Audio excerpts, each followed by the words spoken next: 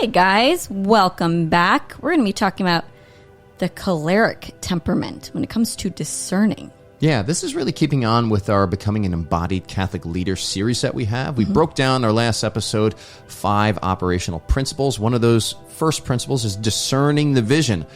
We're going to be looking at that through mindset, and particularly the mindsets that are common to the different temperaments. So that's how we're looking at things through the lens of unique design, right? The way that we discern is going to be based on God's unique design. Temperament's a way of looking at that. We're going to be taking the next 4 episodes to look at the 4 temperaments and how they discern so that they can discern that vision well that they're inviting people on as leaders to participate in. Yeah, so stick around. You're going to want to hear this one.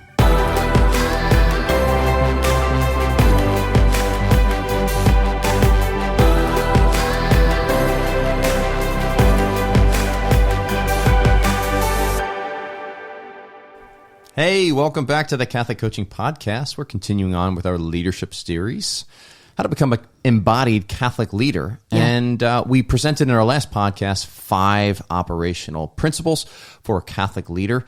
And we're going to be diving into those through bringing in our mindset considerations for those things, but also looking at that through the perspective of unique design. We're using temperaments as our tool. You don't have to use temperaments. But temperaments is like our tool. Well, we also have a free assessment that you can take. Is it only about 10 minutes and you can take it? So maybe we could put that in the show notes. We definitely got that in the show notes. Yeah. And again, sticking with temperaments, if you're not familiar with them, take that assessment. It's amazing. It's one of those personality assessments. I think that's the best way to understand it. But it's something that the Catholic world widely accepts. Also, it's been scrutinized in psychological circles, so it's a good source of assessments. Sometimes there's assessments that are out there that aren't necessarily aligned with our faith, and sometimes the church outwardly speaks on those things. Temperaments is one of those things. Good to go, so we're going to go forward with that. We also love using StrengthsFinder.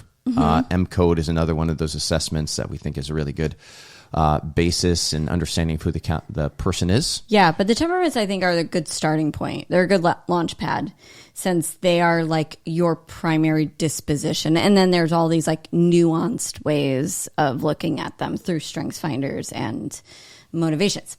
M-Code. Yes. So today, we're going to be talking about discernment. Yes. And Step 1 of those principles that we addressed last week. Yeah. Discerning the vision and how important this is as a Catholic leader to start first with discerning the vision. Lest you start leading people by your own vision or somebody else's vision, and that vision not necessarily being of God. As Catholic leaders, we want to make sure that we are submitting first to the vision that God presents to us. That takes the skill of discernment. So that's step 1 of discerning well. Yeah, and I just want to mention this too. If you are interested in learning more about the temperaments, because it might be a good preface before going into these, you can go back to our podcasts. I don't know the actual numbers, but it's around 100. Yeah, on our YouTube it's around channel, that number. Brian actually created a playlist that's all our temperament stuff. So just like, go have at it. Go nuts. And YouTube, while you're there, like and subscribe so you get all these things when they drop. Yes. But what's our process going to be over the next couple of weeks here, or next couple of episodes? We're going to be honing in on this leadership principle of discerning the vision. And again, we're bringing mindset in, but we're also considering through the lens of unique design. We're looking at temperaments to give us some insights on the unique design, those 4 temperaments. And so the next 4 episodes are going to be how the choleric or the melancholic or phlegmatic or sanguine approaches this principle of discernment. What are some of the defects that they may run into that are common there? What are some of the mindset obstacles that are there? And then what are some practical ways that they can overcome those obstacles or those common defects and discern the vision well? Yeah. Cool. So do you want to talk about the 4 steps of discernment? Yes. Let's we have get 5 right principles. Now we're in principle 1, 4 steps. Yes. I personally really like discernment, looking at discernment as a relationship first. That's a very, I agree. Tell me why. Well, it could be because I'm sanguine phlegmatic, who are like, sanguine predominantly, and then my secondary is phlegmatic. And we're both, like, both of those temperaments are really lean towards relationships. So it just simplifies things for me. It makes it easy. It's like discernment. There's like all these tasks in discernment and I have to do this and this and this. It's like, all I have to do is sit down and present something to the Lord and listen to him. Okay, that's helpful. And be in relationship. Yes. Like what happens when you're in relationship with the Lord, you start to get in touch with those movements that are happening. It's like, it's no longer I who live, but Christ who lives in me. And so like the whole question of where does my will stop and God's will begins, it kind of starts to mesh. It comes together. Like your will is aligned. There's an alignment between your will and God's will. And it just makes it, discernment becomes something that is habitual. The more that relationship becomes something that is just that you're investing in. You know, it's like any other relationship. Well, and also, okay, so like I actually don't know the source of this. You probably do. It's some type of priestly formation, I think. I don't know what it is. But anyway, there's this order. My spiritual director shared it with me this last weekend. But there's this order of relationship first, identity second, and then mission. And so often we start at the mission point, and I think even just saying the word discernment, how often does your mind associate with mission? It's like, okay, I got to discern my mission. I have to discern my vocation. I have to discern this journey or whatever. This outward expression. Right. Right. Yes. But discernment starts with relations. So we go backwards oftentimes. We if we start with the mission, then we go, I'm going to go on this mission, then I'm going to find my identity, and then I'm going to build this relationship with the Lord. No. It's building the relationship with the Lord, and then from that, the overflow of that is your identity and then mission. Awesome. Yeah.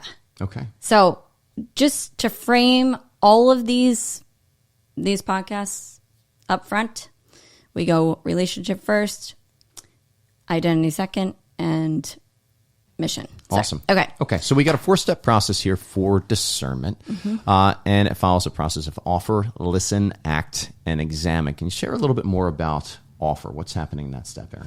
Yeah, offer, you are presenting like what you want, what you desire, your strengths. You're presenting all of that stuff to the Lord, what you know.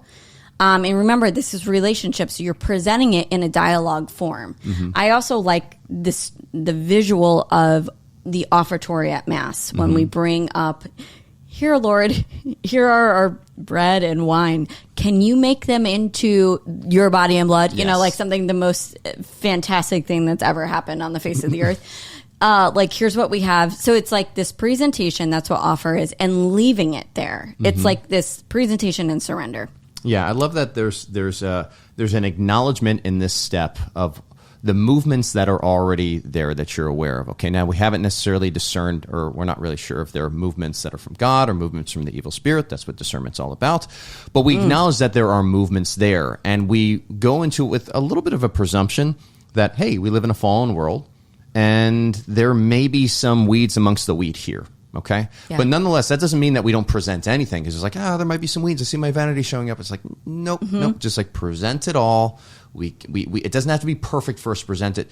Just the same way that the bread and wine doesn't have to already be Jesus in order to present it to become Jesus, right? He says, bring us the gifts. A contrite heart you will not spurn, right? That's what we're bringing here. This is what I got right now, Lord. And we're presenting that to the Lord. He can work with it. Yeah. It takes honesty and humility, this step. Yep. For sure. Okay. So then we go into listen. Listen is obviously you listen. You pause, you stop talking, and you actually listen. So I do this in my journal. Well, I know I'm an oversharer, and that's my type of conversational defect in prayer. It's like I'll just share, and then I'll just pause and literally write out the sentence or the question, Lord, what do you think? What do you think? And it's just giving that space to listen. Yeah, and sometimes listening is like even quieting our own faculties. It's not even trying to think of a way forward, but just creating some space. And just knowing this, that the Lord communicates to us in ways that are sometimes beyond our own human intelligence. He just infuses that knowledge into us. But sometimes we have to let go of the control of our faculties to receive that. Okay, yes. So we're listening. And I like falling back on Psalm 27, wait on the Lord, and take courage, be stout-hearted, and wait on the Lord. So that's our listen step. Yeah, it requires waiting and patience too. Yes. The third step is act. Take massive action. So like this kind of, this with a disposition of being detached from the results. So almost I like to do, because I'm sanguine, I like almost this playful action, you know, this like, let's try this. Let's experiment with this. You know, that type of, I might be detached a little bit from the outcome. But it's also that very intentional, this is a lamp unto my feet. So often we want to go, 10 steps down the road. But we have to just be present. Yeah. So massive action, it sounds like it's a big step, but sometimes it's a very small step. It's actually taking action. Now we're moving into more of a practical, active discernment, right? Okay. So it's like, how far do you have some clarity? And clarity doesn't mean certainty, mind you. All right. Clarity is just kind of like, this seems like it's a prudent next step. I'm stepping out in faith. Okay. Certainty. When we have certainty, we don't need faith. Okay. So the Lord is going to invite us to take steps that actually call us to grow in faith. So don't be surprised when there's a little bit of fuzziness, obscurity, right, with that step. But nonetheless, we step out in faith. And sometimes it's a very small step, just like reaching out to somebody on the phone, commenting on a Facebook post, writing a blog post, trying something new with an interaction at work, something like that. Yeah. And finally, we have examine. That's the final step. So we are examining the fruits of these actions. We're examining the fruits of this dialogue, this relationship, this presentation, this listening, and the actions and the fruits of all of those. We are pausing and examining. A couple questions I love asking is what worked, what didn't work, what would we do differently? And it's just a great way to come back together with the Lord. It's an after-action meeting. That's a military term that I learned, but it's almost like let's reflect on this. But it's literally an examine. Okay, so we're not saying that we're reinventing the rules of discernment. These are just some steps that we see with this. But the goal here being is, again, we're looking at how do we become a good, solid Catholic leader. Okay, well, part of that is receiving first and submitting first to the vision that God gives to us. Amen. We want to make sure that we're discerning properly what that vision is. We're also going to be leading people towards something that isn't the Lord. Yeah. Okay. Great.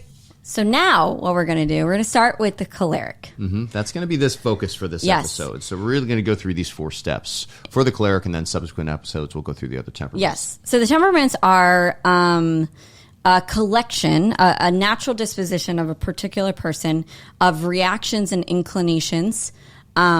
So we're going to be taking Matt, who is choleric, kind of. He was like the example that we took through this. Obviously, we are painting with broad strokes. There's a lot of elements to being a choleric, but I think the most simplified form of being a choleric is you react quickly, you react intensely, and for a long period of time. Yes, that's kind of the textbook on this. Yes. So I'm going to be sharing some particular ways that I react quickly, intensely, and for a long period of time. Maybe you share those things. We're inviting you to discern on this discernment podcast how you respond, perhaps, if you have that choleric dominant disposition. All right, let's do this. Cool. All right. Choleric shows up. So remember, we have offer, listen, act, examine. We're going to take the choleric temperament through each one of those and talk about maybe some... Let's do it. Pitfalls, but also strengths. Okay, here we go. So remember, offer is present what you want and surrender it. So what are some defects, Matt, that you find in your choleric disposition or temperament? I tend to go solo. That's like one of my defects when I'm acting, especially when I'm discerning that vision. I tend to go solo on a project or operate on my own. This is something I even uncovered when I was doing our temperaments workshop. We've got a lot of people there now that are running around doing these amazing workshops that we set up. A little self-plug there.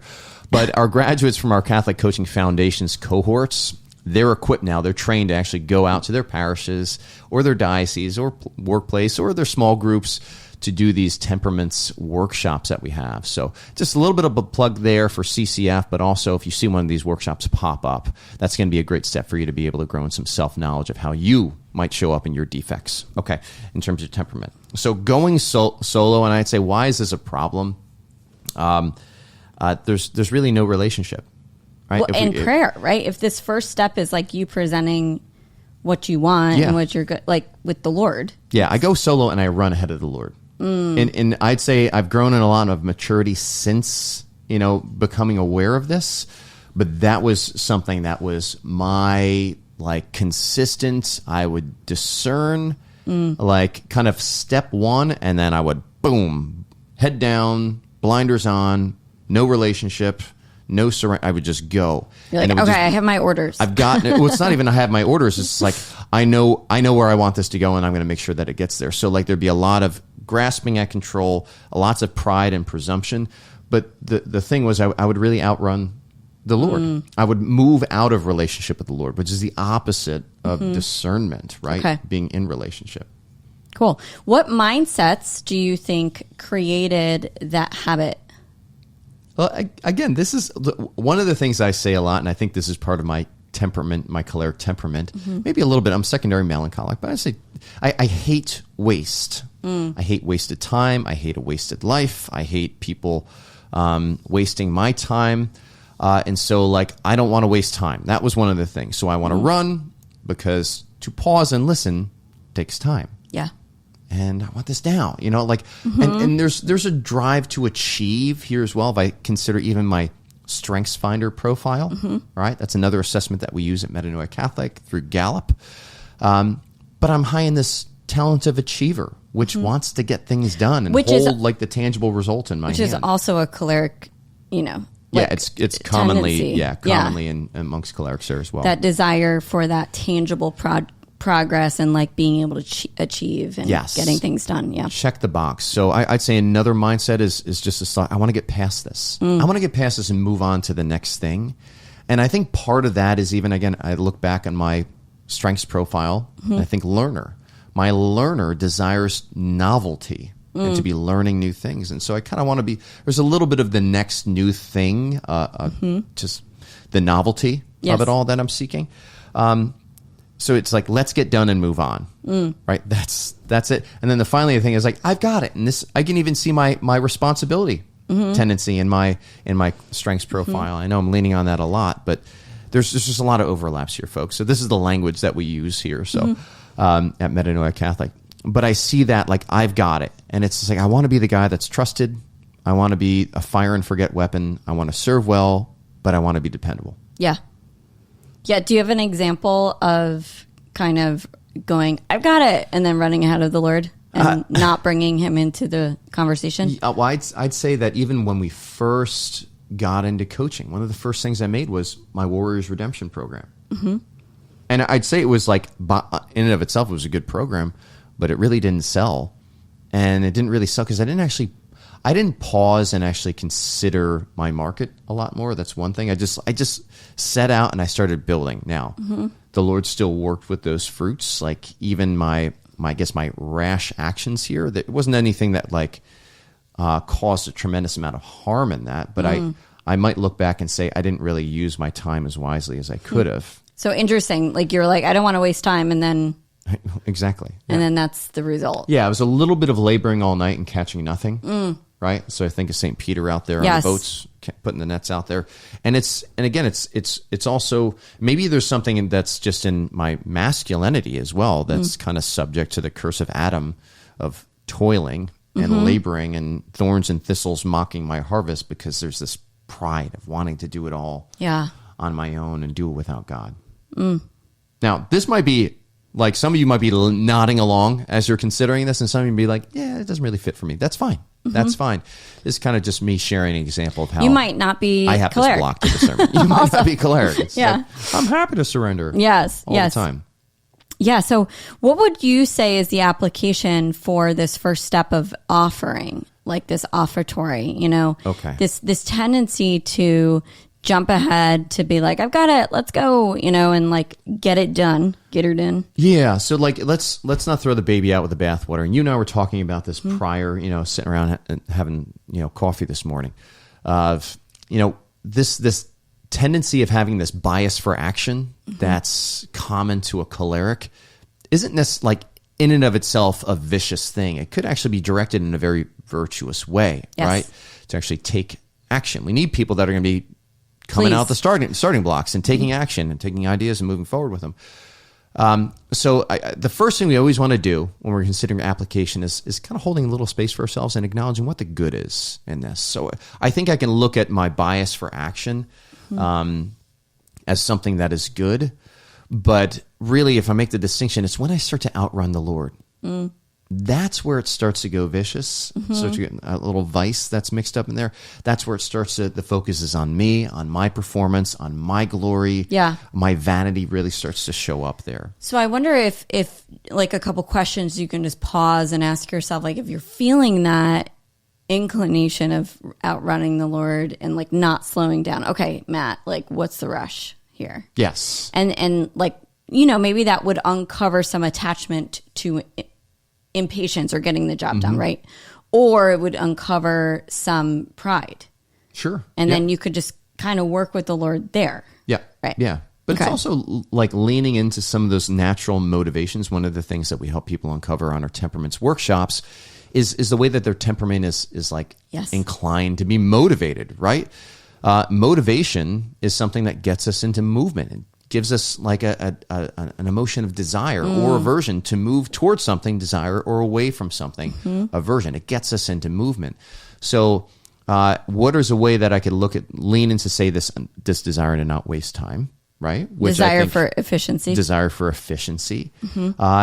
And kind of bring that consideration in here. And I think it's just considering how the Lord's plan might be actually, or stopping and pausing may be actually the best use of my time and actually avoid wasting time. Yeah. What if I was wrong about that? What if I were wrong that like stopping and pausing and listening to the orders of the King of the universe who's put all of this into motion, right? Like, and he's not withholding it from me. He actually wants to share it with me if I pause and listen. Right. Like, what if that were the most efficient way? Yeah. Just even that question. It's not even like a new thought, but it's just a question of pondering. Well, just intellectually, and this is another one of the gifts of the cleric. You can tend to be very objective in your thinking, but like, and so it's leaning into that desire to just think pragmatically through things. It's like, okay, yeah. Like I can see it's very practical to actually pause and wait on the Lord a little bit and just take the step that I feel peace, where the Lord is walking with me. And be attentive to where I'm losing that peace. Maybe I'm outrunning the Lord at that point. I've left the relationship behind. Nice. Cool. Nice. All right. So that's like the way the cleric might work through improving in that offer step. Yes. Step 2. To kind of slow down and stop outrunning the Lord and listen to him, which is our next step. Hey, listen. Listen. It's when we stop talking, when we quiet just our blabbermouths. just saying.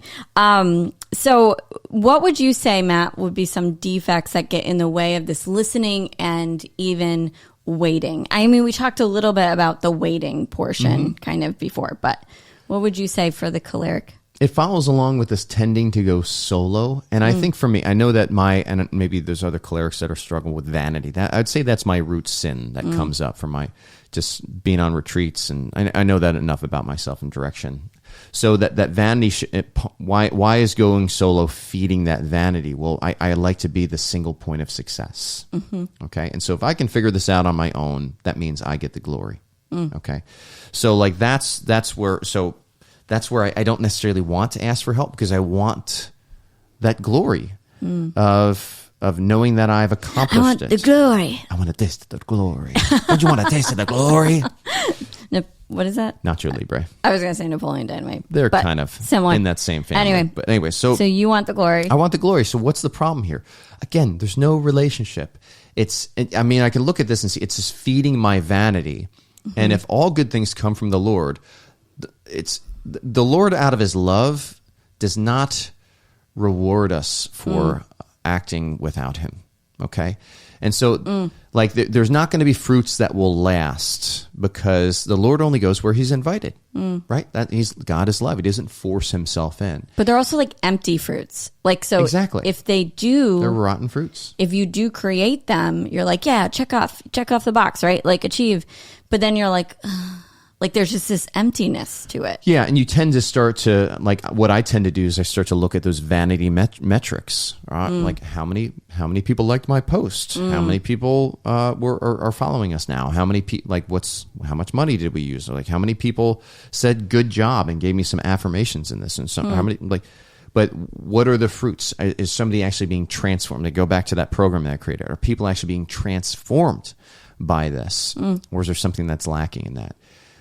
So that's where I tend to kind of not listen. And the reason I don't want to listen here is because I want the glory for myself. That's kind of the vicious side of it.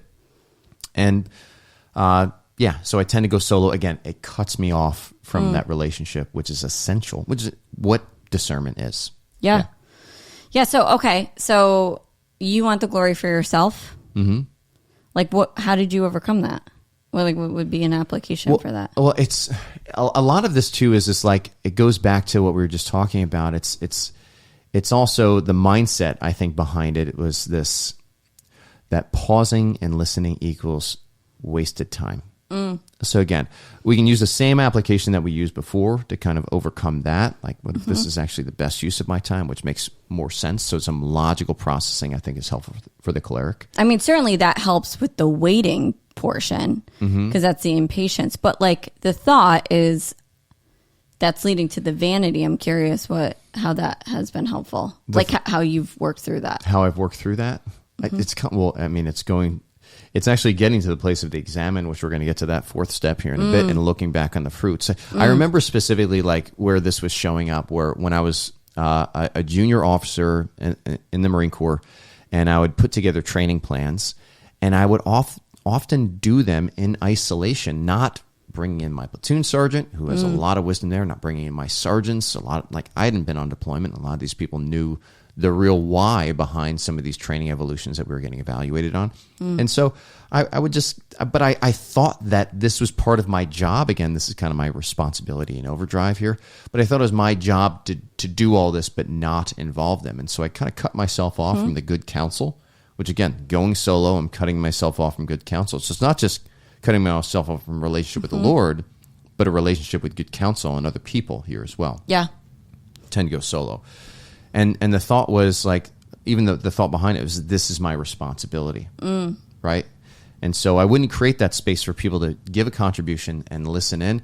And the results of that would be I'd have trainings that wouldn't necessarily give the focus to the right priorities, because I didn't really know that. I wasn't seeking the good counsel to understand what the priorities were for my training. And so like we'd spend, way too much time on one evolution, then all of a sudden we'd be out of time and we'd miss some of the really important training standards that we needed to hit.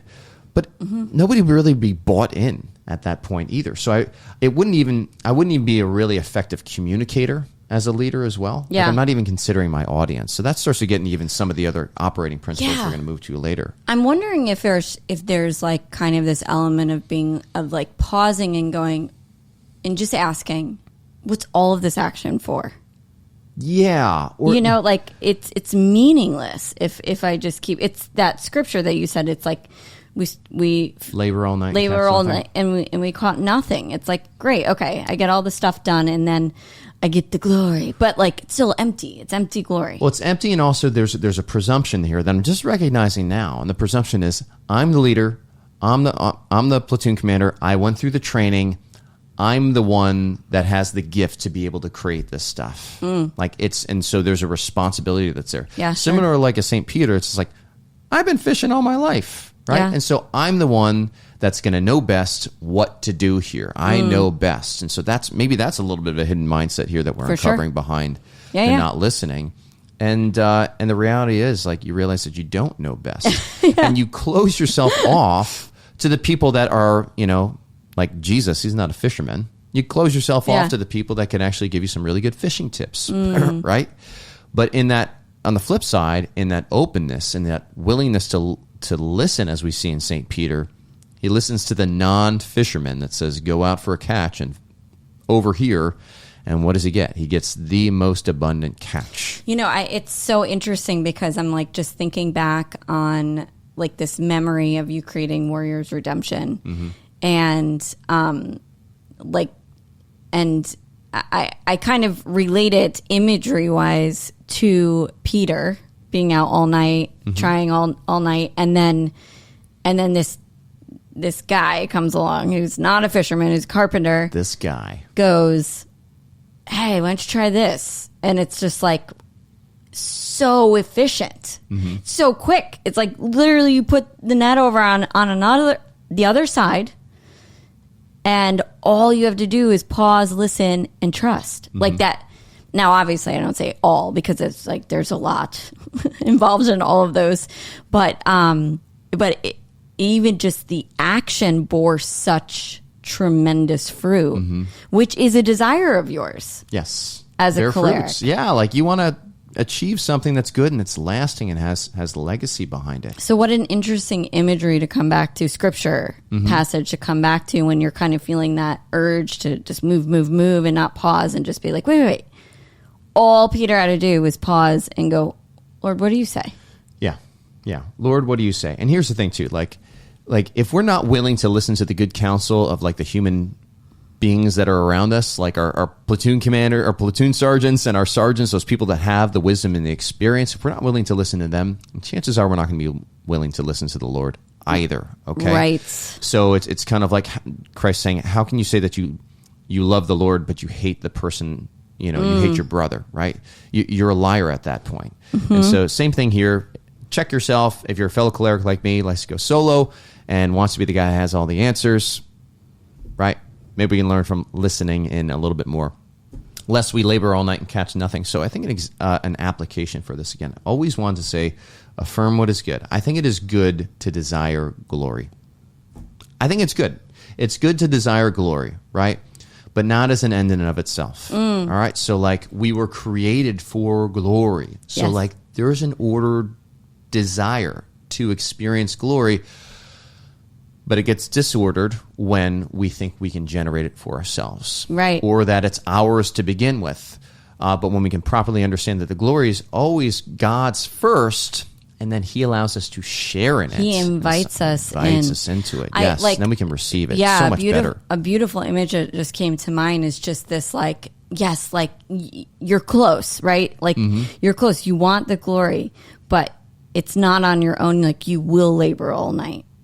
Like you will be exhausted. And it's not going to be as good. Right. And then he goes, but this over here, this is the thing you want. Like, come on in. Yeah. Come on in. Infinite glory. Lord, I want infinite glory. Okay. So I think even a mindset that can help here is slow is smooth and smooth is fast. Right. We had that was a slogan in the military.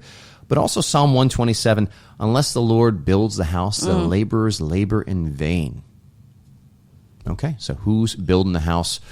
What vision are you executing on? Are you listening to that good counsel and where the Lord's asking you to cast your net next? Okay. So next step 3 in discernment process, we have act. Act. I mean, lucky you have no problem acting. I mean, most of the problems are like you skipping those first 2 steps and then really going right into action. I'm a great actor. So it's great that like that choleric is just that propensity for action. But I think the problem is with the choleric is that they become attached to their own plan. Yes. Right? There's that stubbornness. It's like, no, I'm going to dig in my heels and I'm going to keep doing this until I like fall flat on my face. And then I'm going to get back up and keep doing it. Yeah. So you just keep on pounding those things. It's like, more effort, right? Clerics often like things that take effort, even though they don't like waste, right? They like to feel the achievement, like, part of the joy of the achievement is the effort that it takes to achieve the thing. And so they're not really turned away by the effort that it takes. So sometimes when they run into obstacles that the Lord may be putting there to kind of have them pause, come back and listen a little bit, they just want to barrel on through and it can kind of lean into that ungodly self-reliance. They have a will of steel. Yes, strong-willed. Okay, so and that attach them to my own plan again. Why is this a problem? Again, you stop listening. It's there. You cease being in relationship. It's like listening for a second and then going out. That's not how we discern. We discern walking side by side with the Lord, right? And we're not even necessarily looking ahead. We're looking at the Lord first. I think that's kind of the first thing. It's not we're both looking down the path together, right? We're looking first at the Lord, right? And the Lord's going to point us out where we need to look, but it's always in relationship. But when we get married to our own plan, it seems to corrupt that relationship, and it keeps me from entering, I know, an ongoing dialogue with the Lord. Yeah, I keep thinking of that order in which we discern, and it's relationship first, identity, and then mission. And, I think cholerics might have that backwards often. Yes. And there's a little bit of a mindset that I identified in myself of like, oh, God's just going to pass the baton to me. Again, no, it's a false analogy that he's just kind of like, I'm giving this to you, now you go run with it. Now, it doesn't mean that I don't engage my own faculties and use the talents that he's given me prudently, or I abandon my own will. No, my will is engaged here. But when my will is engaged and I'm in relationship with the Lord, it's a well-discerned will. It's good discernment. The actions are going to bear good fruits because it's no longer I who live, but Christ who lives in me. And yes, there's opportunities for perfection that's going to come along with this. And this is why we say whenever you're pursuing something or discerning something with the Lord, just know that there's going to be some purification that happens along the way. Yeah. Right? And that is actually for our glory. Right? So that's a helpful mindset here for a guy who loves glory. Yes. I want to taste of the glory. All right. So like just even outrunning the Lord goes back to my Warriors Redemption example here where, again, I ran so fast that I ended up creating a product that couldn't sell. All right. Learned a lot of great skills that ended up opening some doors for me later. Praise God for like even taking my pig-headedness and running and like still bearing some good fruits with it. But that came from pausing and reflecting, right, along the way. Again, application here too, Aaron.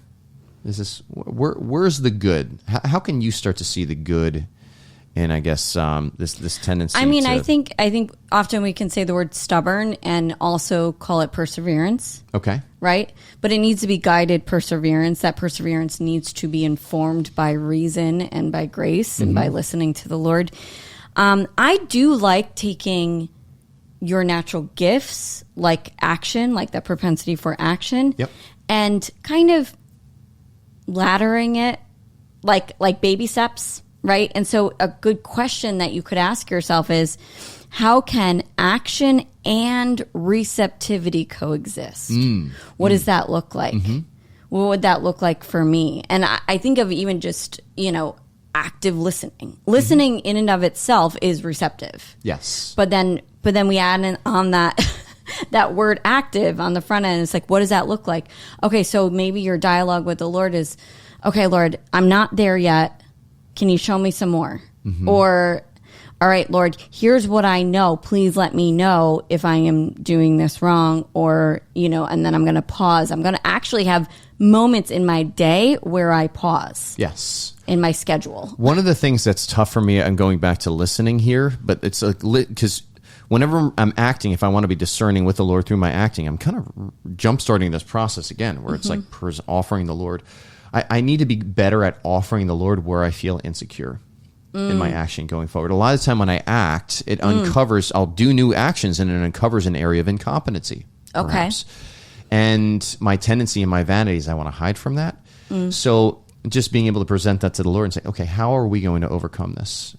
Is this something where, if we need to have a level of competency to move forward, do I need to go back to school? Do I need to acquire this? Do I need to touch base with somebody that has good counsel? Do I need to partner with somebody?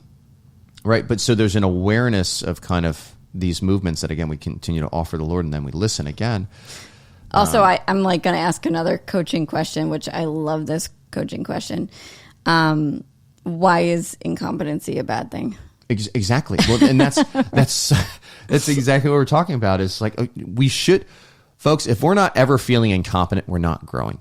Yeah. Right? Like, but also we got to hit that conscious incompetency point at some point. I think that moment you're like, I am weak, who are you going to go to? Ghostbusters? Yeah. No, just kidding. Yeah.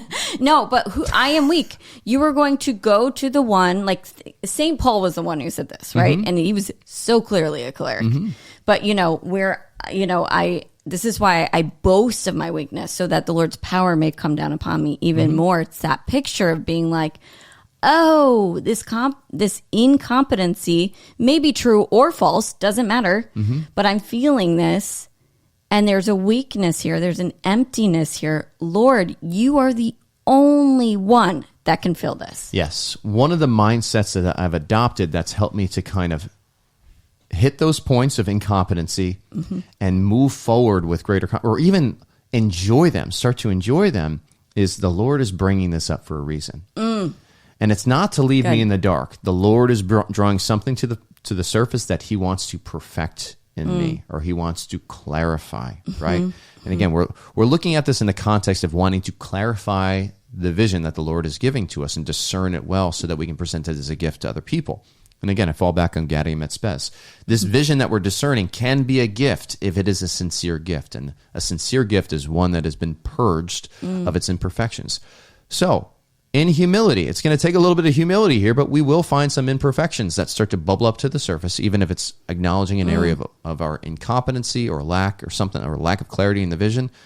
But again, we bring those things to the Lord as well, and he perfects them. He does. Can we just pause here and talk about humility for one moment? Okay. I feel like a lot of people, a lot of us Catholics out there, we have this, maybe everyone, I don't know. We have this association with humility. It's just like, it's negative. And I think a great question for you to ask yourself is, how is it awesome? Because suddenly my phlegmatic comes to the surface and it goes, I just get to rest. Yes. I don't have to figure this out. And thank God I'm not God. Thank you, Lord, for not making me God. Because I would really screw this up. Yeah, and the humility can often come with that abdication of responsibility here as well, where it's like a false humility. It's just like, I can't figure it out. It's just like, no, engage your God-given reason a little bit here too. Right. And seek some good counsel, and you can still act. All right, it doesn't mean that you're leaving God behind, and that suddenly it's your pride that's holding the reins. Even if your pride is holding the reins a little bit, that's why we have confession. That's why we have prayer. We can't purify that. So a lot of people, they don't act because they're afraid that their pride is going to show up. Okay, then what do we want to do? Not act so that our pride stays in the dark and we don't deal with it? I mean, it's still pride though, because you're still trying to control the whole thing. Yes, that it's like a way of trying to hide the fact that we're proudful. And it's a very arrogant thing to do. Right. And it's just, it's that whole analogy with bringing your manure out into the sun, because otherwise it just stinks if it's just in a hidden shed somewhere. It stinks in the dark. You can put it out. Okay, and clerics are going to love this. You put that manure out in your garden and actually create tremendous fruit. Yeah. Right? But it has to see the sunlight. It has to be brought out into the sun. Yes. I think a really great question. So if you guys are up for the challenge, all you clerics out there, which I know you are, a great question for you to ask yourself is, and you have to come up with 5 answers. Okay, I'm going to gamify this. And you win, right? I just want to say that ahead of time. You win for just trying this. But ask yourself this question: how is humility awesome? How is humility awesome? Come up with 5 answers. Okay, anyway. Okay. And so, I think that's a great application actually. Yeah.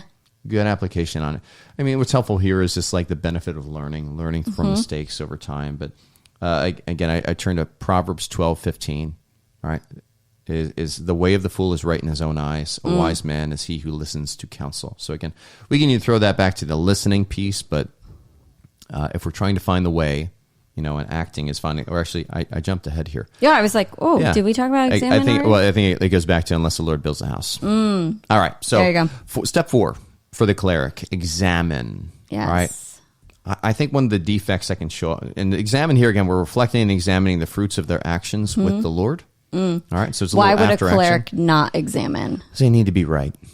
Yeah, examining may uncover some areas where they are wrong. Okay. All right, or they miss the mark. And again, this is where my pride, I'll own it for myself. My pride and my vanity shows up. I want to be right because I want to be seen as a guy that has the answers. I mean, that line in the litany of humility where we pray, Lord, that others be consulted and I set aside is kind of a painful one for me. Oh, that's so interesting. Right? And when I dig into it, it's like, oh no, I I really like that. And so there's an attachment that is there to be the guy with all the answers. And again, what's the problem with that attachment? It's not that it's bad to desire to be able to give people good counsel or help people or whatever, Right. have some answers and know some things. But it's this attachment is again removing me from relationship with the Lord. Yeah. And there's a presumption, there's a pride. So it keeps me in my pride that I know better, right? And it keeps me out of relationship. We're seeing a theme here, aren't we? Like we're out of relationship. If we're out of relationship, guys, we can't discern well. If we can't discern the vision well, we can't present a sincere vision to others to follow, right? We're going to be inviting them down a legacy that is going to be that's going to die with us. It will not bear fruits that will last. Can I see the pen? Yeah, I'll write go something for it. down. Yeah, write something down. So again, the mindset. One of the mindsets that I'd say comes up here is like I don't want to admit failure. I don't think I'm alone with that. Okay. I mean, I think again, I can hold some space for that and wanting to get it right.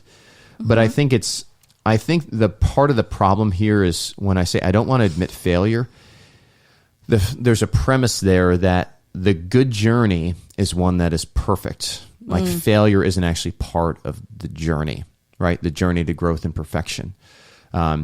It's being trimmed before you go to the gym.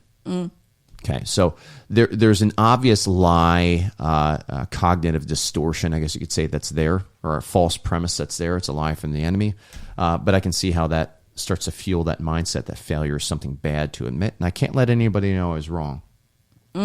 One of the foundational lies that showed up a lot in my life, and it really was an attack on my vocation, was nobody will ever follow you.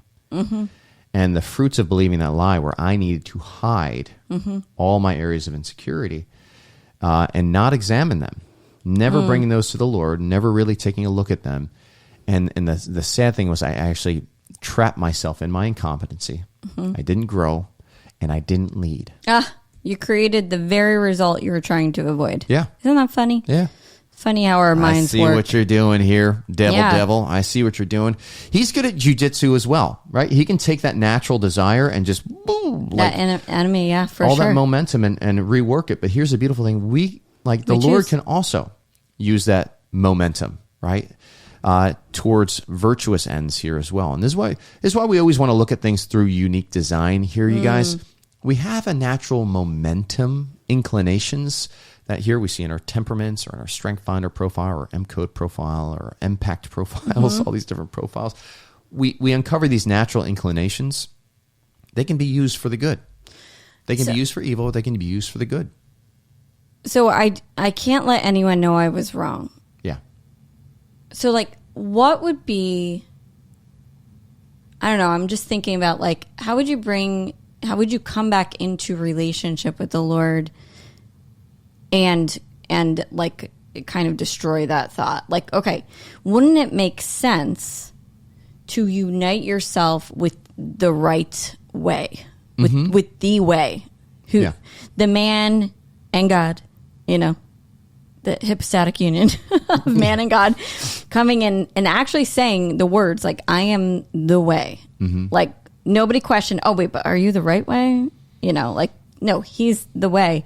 And so wouldn't it make sense to, like, strategically, and wouldn't it be a smart decision to unite yourself with the way, with the right way? Yeah. So again, we start to lean into the natural inclinations of the choleric to be very pragmatic and logical. Yes. For his or her reasoning. I mean, one of the things that's helped is I look at it and it's like, okay, I can learn about this defect now, or I can learn about it in my particular judgment. It's like at my death. I can learn about it then when I'm looking at Jesus face to face, and I can't really do anything about it at that point. I want to learn about it now, right? Maybe some more painful now, but that's the life of the saints. They have this mindset, especially those that have arrived at this place of the unitive way. They want to stay here on earth to not only suffer for their own purification, but for the purification of other people. Well, I see you leaning into your natural motivations there, which is efficiency and like kind of liking a challenge where it's like, well, no, I want to do it now. Yeah. That makes more sense for me to do it now. And because I'm wasting less time doing this now. And, oh, by the way, I'm not actually like I could spend a life like an eternity in hell. Yes. You know? That seems like a very inefficient way. Yeah. And it leads also into the natural like contribution of a cleric that we're not necessarily inclined to just to comfort so much. It's like, okay, I can engage with the discomfort right now of growth. Right. And delay that gratification so that I can really hear those beautiful words, you know, well done, my good, faithful servant. Yeah. You know, in that moment of the particular judgment. So that's kind of, that's another mindset and a practical application, how I can go into this. Again, it's not wrong to want to be right, but it's wrong to want to be the author of what the right is. But also I think, okay, there's fear behind that, right? So I think a good question for you to journal with, all of you clerics out there, if you can relate to Matt saying, you know, if you can be like, I don't want to admit I was wrong. Mm-hmm. In the quiet of your own prayer, you don't have to say this out loud to anyone, but what is so scary about being wrong? And really dive into that. Mm-hmm. Like, find out where that fear is and bring that to the Lord. That is a very efficient way to get to the bottom of this. I like it. Mm-hmm. Okay. Notice the words I'm using. Efficient and challenge. Yeah. Again, jiu-jitsu. Lean into that natural momentum, that natural motivations that you already have. And again, we help you uncover this in our Temperaments workshop. We're going to be building out a course in the coming months that's going to rest inside our academy so you can show up and do this at a self-pace. But just like stay tuned, like make sure you sign up for our newsletter, go to our website or just like and subscribe. We're going to be letting you know when these workshops are happening. You can jump along or jump inside of these things and start to experience just the awareness that can come and how you're naturally inclined. Or you can even just order our Temperaments report assessment that chart. We've got. Yeah. The report that we have actually is things pretty robust. You can just get on our Shopify page, $10. Mm-hmm. Awesome resource is going to help you identify those areas of contribution, areas of vice, common vices that are there, common mindset defects, how to coach through some of those mindset defects, common virtues that you have, common vices that you have. I mean, it's a great, like, you are here as you're starting your journey, and you can pour through that thing and just like take a pen and be like, okay, this resonates with me, and not so much here. This resonates, and you can just kind of walk through it and really get particular on where you're at right now, and start to claim some of those strengths. Yeah, and when you claim those things, you start to create space for living in them even more. Right. Awesome. Yeah. Okay. And also, I already said this, but take our test. It's free. Yeah. So all those things. Make a note. Test. Report. And listen to our podcast. We have like probably about 12, 15 podcasts on our temperaments. On the temperaments. Yeah, so there's all different ways that we do that. But anyway. Let's wrap this up. Okay, so let's go over the steps again. Here's what we covered today. We talked about the steps of discernment that offer, listen, act, and examine. And we really brought Matt as our Choleric willing and able and efficient choleric, and honest cleric. Thank you for that. You bet. Just bringing him through these steps and giving you guys some practical application. So hopefully this helped you in the discernment process. So when you are on that step towards leadership, when you're being called to be a leader, now you can fall back on, okay, I'm choleric, and here are some of the things that get in the way of my discernment. So I'm really going to lean into this and, ask some of these questions, apply some of these applications, and move through that discernment process. Mm-hmm. Yeah, and you're always discerning. You're continuing discerning. It's not a one-time shot, right? So when you are a leader, you are always coming back to these 4 steps. Yep. Lean into those natural motivations to discern well based on your temperament. All right. Next week, we are going to be doing the same process, but for the sanguine. All right. So we're sticking with those extroverted temperaments here. So stay tuned, like and subscribe here so you get the notifications. Hit the little bell if you're watching on YouTube. Write us a review, please. Also, if you're listening on iTunes or Stitcher or any of those other podcast outlets, so we can climb the charts, we can get this out there. Share this with your family here as well. The tests that we have, this assessment takes 10 minutes. It's free. Yeah. All right. It's free. And then you can share that with everybody else. It's amazing when you start to learn your own temperament. Your children's temperaments. But when you start learning your kids, you start learning your spouse, the people that you work with. It's an incredible tool. We're starting to even do some workshops at parishes. So parish leaders can actually go through this and they can see, okay, so-and-so's got this natural contribution attribute over here. And so-and-so, like, where's the complementarity? How do we create space for them to do what they do best so that the whole team can be elevated in the process? Yes. It's cool. Yeah, so if you work at a parish, reach out to us. Cool. And you're like, I'd love to do this. Or just at a job anywhere that has a staff, right? A lot of this information, we can make it Catholic, but it also is, you can apply this to anybody. Yes. So cool. We'll even put some little things in the show notes here on how to get a hold of Abby on the team. Yes. To schedule something like that. So that's all we got for this week. Blessings. Thanks for being with us. All you cholerics out there, get into action, but also listen.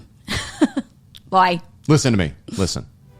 Hey, thanks for sticking with us in the Catholic Coaching Podcast. If you like what you heard, please like and subscribe, and we'll see you again.